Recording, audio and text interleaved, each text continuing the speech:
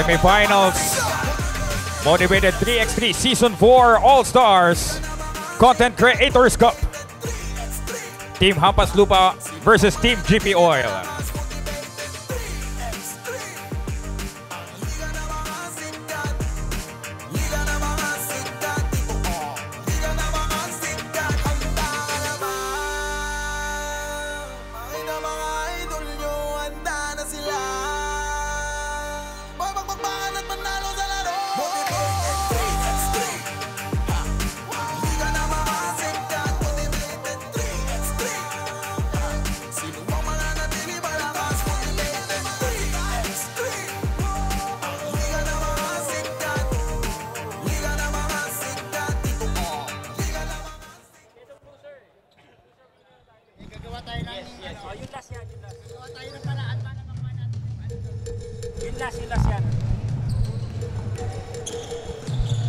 Labanan pa po dito sa ating content creators. Alright. At magtatapatan ang naka-orange Hampas Lupa kontra sa GP Oil. Hampas Lupa kasi they came from 2-0. Natalo lang GP sila. GP Oil sina Spunky Boy, si Benz, si 2J, yes, Vance, si Vance. Gab. Sa kabila naman si Virgil, si Lemuel, Vincent, si Boss Charles, si Haring David, si RJ. O si Boss Charles yung shooter, di ba? Yes, mainit yung tira sa labas, pero tingnan natin, no, kung kumusta nga ba yung condition niya ngayon dahil na-injure dun sa naunang laro itong si Boss Charles. It's nice to see na si RJ nakabalik, no? Diba kanina natapilok yan. So, pero iniinda pa rin yan, nakita natin, no? So kung sino man nanalo dito, finals versus Lexus. Lexus, oo. Yun yung ating labanan. Kumbaga losers bracket to, kaya yun yung aabante sa susunod. So advantage ba yun na dalawang sunod na laro or napahinga, no? Pero depende sa depende rin sa conditioning mo, conditioning din ng kung sa mga level mo, advantage yan. Kasi mainit ka na, no? Oo, sa mga level ko, wala, pagod na kami. Di na tama, di ka na makahinga halos eh, di ba? Kaya lang itong mga Hampas Lupa, mga boksingero to eh. Lalong-lalo ito si Virgil Serrano. Boksingero yan, tsaka ito si Vincent Panga. So yung conditioning yan. Huwag yung iinitin yung ulo, no? Footwork nga, sabi ko maganda eh. Pero yung mga 1-2 punch, wag na, di ba? Tsaka yung mga boksingero, syempre alam naman natin yung training yan. Magbo-boxing yan, yung dulo ng training yan, mga 20 minutes sa jump rope, di ba? Tapos tatakbo ng pagkalayo-layo, kaya condition talaga nakita mo ito tumalon, yan, no? Si Serrano. Talon ng talon, kanina ba yan? Sipag, no? Sa rebound.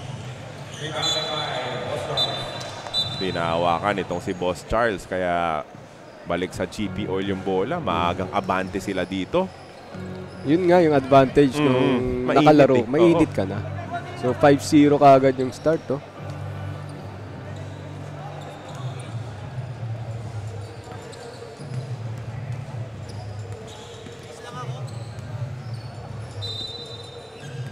Papatuloy po yung ating action dito.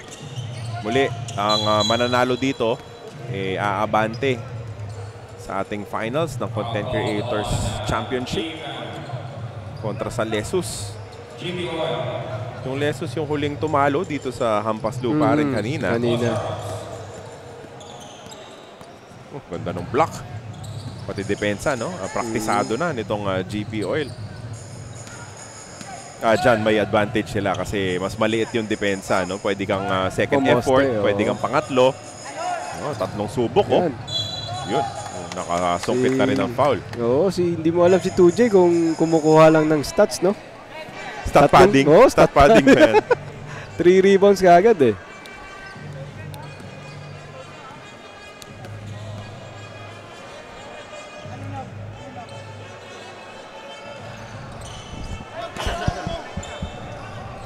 Sino ba yung mga nakakampi mo dati na ganyan, mga halimaw sa rebounding? Siyempre, si JR Taganas. Yun. Yun talaga. Yun naman yun. 20 talaga yun, eh, no? Hari ng rebound na nakasama ko, Sa UE, nung naglalaro ka doon, Sa UE, si Hans Chele. Chance Tele. Elmer Spiritu. Espiritu, Yan. oo. Rendon Labrador. Oo. Rendon Labrador. Yan. Yung mga kakampi ko sa UE, mga bigatin talaga. Paul Lee. Tapos kayo ninabal ako niya, Yan, tira lang Bal ng tira Acuña, eh, Paul diba? Samar. Kasi may mga rebounder ka eh. Actually, yung mga big man naman namin nung college ko, hindi naman sila talagang ganun kalalaki. Pero sobrang athletic. Mark Borboran, Kelvin Gregorio, Hans Chele. Mga athletic talaga. Si ano, di ba? Yung parang natural nyo na big man, si Pari Llagas. Yun lang, diba? pero undersized naman si Pari. Yun, back to the basket talaga yung laro nun eh. Pero dito sa larong ito, GP Oil, no? Patuloy yung pamamayagpag, oh. Lumilipad itong mga to. Matatawagan pa ng 3 seconds. Masyadong nagtagal dun sa ilalim. Yung pinupunto rin kanina, di ba? Okay yung pasahan, di ba? Maganda yan. Kaso, dapat alam mo rin yung timing kung kailan ka dapat tumira na. Tama. Saka wag lang sobra kasi yung shot clock nga dito, 12 seconds lang. Oo. So kailangan makapag-decide ka 1 to 2 seconds, makapag-decide ka na kagad. Kasi yung transition mula dun sa 5-on-5 game, papunta po dito sa 3x3. Mahirap yan kasi yung, kumbaga yung natural mo, 24 yung iniisip mo eh. Diba? Parang hinihintay mong mag-develop yung play, pwedeng mag one-on-one ka muna, hintayin mo munang gumalaw yung mga teammates mo. Dito po hindi pwede. Dapat dito, yung decision dito mabibilis. Dapat dito 0.5 or seconds.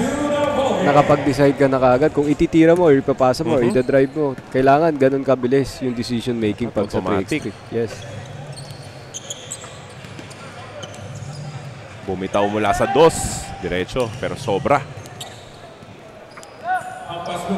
Oh, first basket of the game.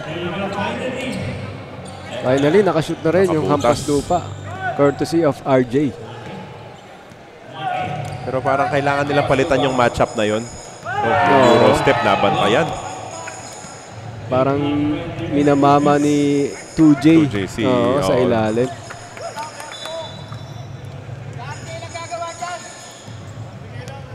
Parang dapat si Boss Charles yung bantayan, gwardya, di ba? Para hindi siya masyadong mahirapan. Saka hindi rin siya mapagod sa depensa kasi siya yung inaasahan sa offense. Siya yung titira dapat eh. Oo, pero ito, nakakadalawang tira na yan. Isang 2, isang mid-range.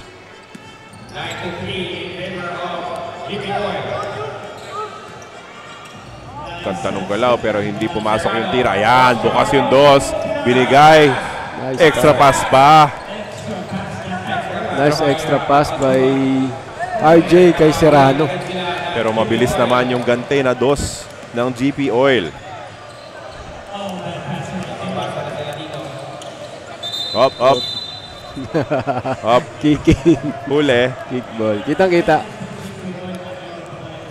Yun yung, kunwari hindi naman eh. Pero huli ng referee. Nahuli, oh.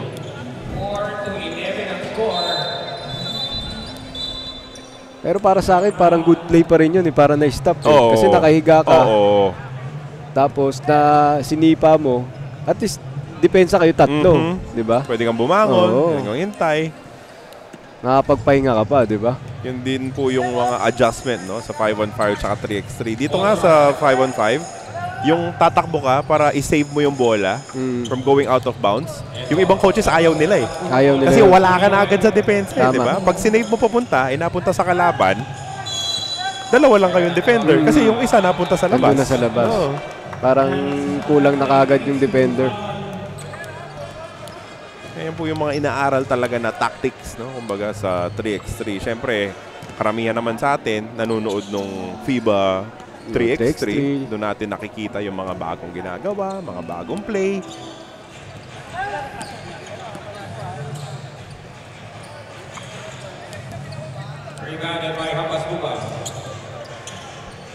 Short corner, one-hander, sobra. 11-4 po ang ating talaan. Mainit na umpisa. 8-0 para sa GP Oil. Kaya naman kontrolado nila itong larong to. Agresibo yung atake pero sobra yung tira. Oh, grabe tumalo, no? Virgil Serrano. Yung extra pass nahuli. 2-point shot, wala. Uy, gusto ko yung laban na yun, ha? Serrano versus Dapat talaga 2J. sila mag-match up, di ba?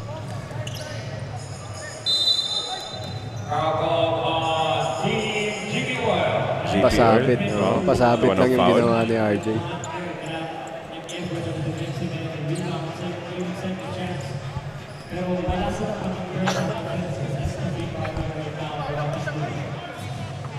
Pwede pa to, ha? 4 na minuto. Kaya pang tsagain ng hampas lupa. Dapat tumama lang yung tubol nila, no? Tsaka mabawasan yung errors. Kasi yung mga drop pass nahuhuli ng ng GP Oil eh. Yung iba masikip na masyado eh, no? Mga panira na rin dapat. Yes. Yan, no? Diba? Nahuhuli yung drop pass eh. Pero nakabingwit sila ng foul doon. Bostral, titira. Wala. Yun din. Pero tumalbog papunta sa kanya. Napaganda pa. Napaganda pa kay Benz Viva Max. Yun talaga yung tatawag natin sa kanya. Ah, sige. Na-interview mo na ba kanina? Nakakausap mo na? Natanong ko na sila kanina eh. Baka humingi ka na sideline, ha? Hindi naman. Pwede eh. Alam mo naman tayo lahat. Kaya natin gawin eh. Yan. Yan gusto natin. Kumpiyansa lang. Serrano, bukas, mintis. Kanya pa rin yung rebound. Ayun, napasok na yung pabandang tira.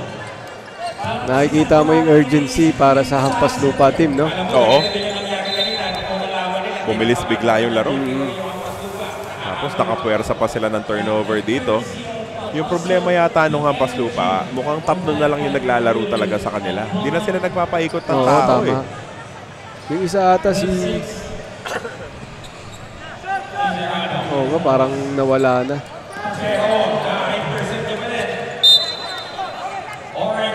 Oo nga, no? Parang tatlo na lang sila. Nawala na isang player. Wala nang umikot sa kanila.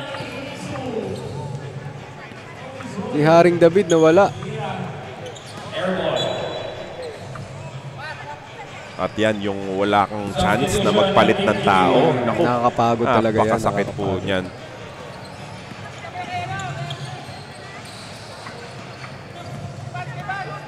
Kasi yun, oh, pag may pagod ng isang defender, yan yung magiging butas na resulta. agad. Oo.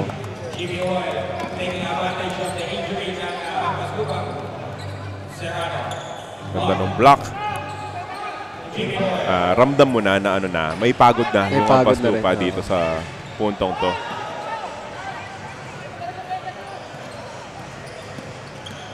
Kaya mga drive, tapos layup na ganyan. Rebound, nandito pa rin sa pabor ng GP Oil. Nabangga palabas. Tapikan sila kahit na nagkabanggaan dun. Yun lang yung kagandahan dito sa motive. Wala pa akong nakita nag-away kahit nagkikis-kisa, nagbabanggaan. Kasi kahit boksingero yung bumangga sa akin. Okay lang ako. Okay lang, tapikin ko kagad yan. Okay lang po. Walang problema yun. High five. Ayun na, si Haring David. Ayun. Narinig ako.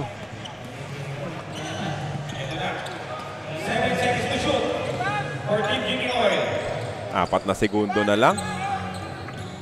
To beat the buzzer, pasok pa yan. 14-6. Dinodomina po yung laro ng GP Oil. Nice shot by Spunky Boy.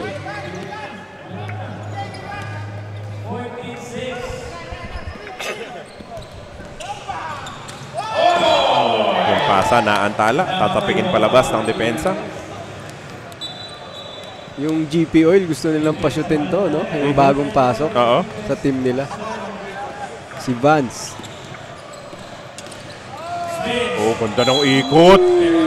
May kasama pang foul. Big man move para kay 2J. Advantage talaga, no? Ganyang kalaki. Tapos marunong sa poste, marunong pumihit-pihit. Galing best player of the game interview. Naglaro na ulit. At tignan po natin muli itong ating replay.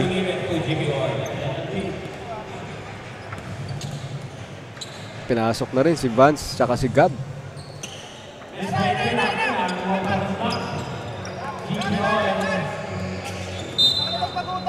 (15-6) with 66 seconds remaining. Yun talagang umpisa. Yun na yung big difference, no, James? 8-0 Yung kahit start talaga. saan mo tignan, ang hirap balikan ng 8-0 start. Tama. Ang hirap talaga habulin nun. Lalo pag nagkakumpiyansa na yung kalaban mo, mahirap na pigilan. Di naman ngayon, ginawa naman nila yung mga star players ng GP Oil, pinagpahinga na nila para pag mamaya finals, may legs pa kayo. Oo. Yun lang po yung konting adjustment natin, no, sa normal na 3x3 game. Dito, hindi lang 4 kontra 4. No? Nagdagdag tayo ng mga ibang manlalaro. Dahil nga po, ano lang to, syempre, seryosong laro, pero hindi naman talaga 3x3 players yung karamihan sa ating mga atleta. Kaya syempre, pagbibigyan natin silang mag-ikot ng tao. Tama. Ito, katulad to, si Vincent Panga, boksingero. Si Virgil Serrano, boksingero din. So, nakakatuwa na tinatry nila yung ibang sports, di ba? Grabe naman yung bilis ng nakaw na yun. Malamark Nonoy na takbo. Si Serrano titira mula sa labas. In and out yung kanyang dos.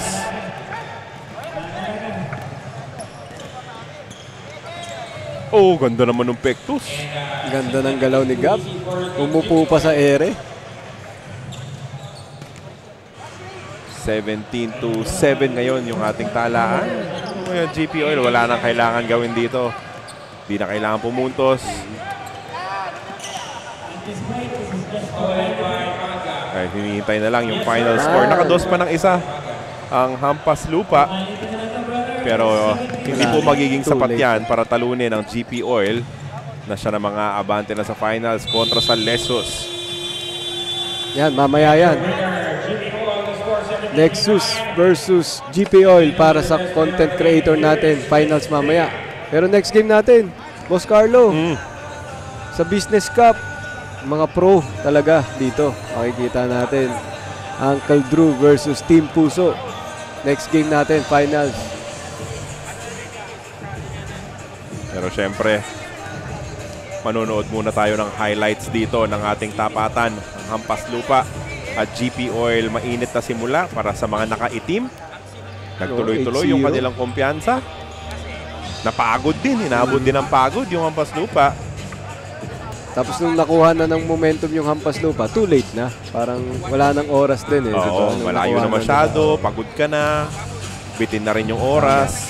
Ngayon, ito na ang ating best player. We have another winner from the team GP Oil with a final score of 70 tonight. Congratulations. Grabe ang naging performance ng team considering na back-to-back games kayo. Pag-usapan mo lang kung ano ba yung naging discretion ng team, how to maintain yung energy and focus ng team considering na medyo pagod na rin kayo. Wala, kanina nag-enjoy lang kami kasi syempre mga bata yung kalaban namin. So enjoy lang hanggang sa di namin nakalain makakapasok pa kami na finals ata, di ba? Yun. So salamat kala Boss Rendon nga pala sa mga 3-on-3 motivated. Thank you po sa lahat. You mentioned yung finals. Grabe, ang dami yung naging amazing plays kanina, especially yung 8-0 run nyo. Pag-usapan mo lang kung pwede mo bang ikwento kung ano ba nangyari nung moments na yon. Talagang sinuwerte lang kami sa laro kanina, nagsushoot yung tira. Tapos yung kalaban namin talagang medyo malas, off-night sila ngayon. So talagang swerte lang para sa amin talaga, kahit tatlo lang kami. Next up is the finals. Ano ba ang magiging mindset ng team going into the finals? Ayun, enjoy lang kami. Manalo matalo, importante nakapag-enjoy tayo dito dahil sa, alam mo naman, motivated, talagang enjoy lang dito. So, good luck sa amin sa kalaban namin. Right, may gusto ka bang batiin or pasalamatan? Oy, binabati ko nga pala sa mga followers natin sa Spunky Boy Overall. Ayun, pare, nakapasok tayo, finals, nakabawi tayo. Yun, let's go! Alright, congratulations once again to Team GP Oil. Now let's turn it over to the panel.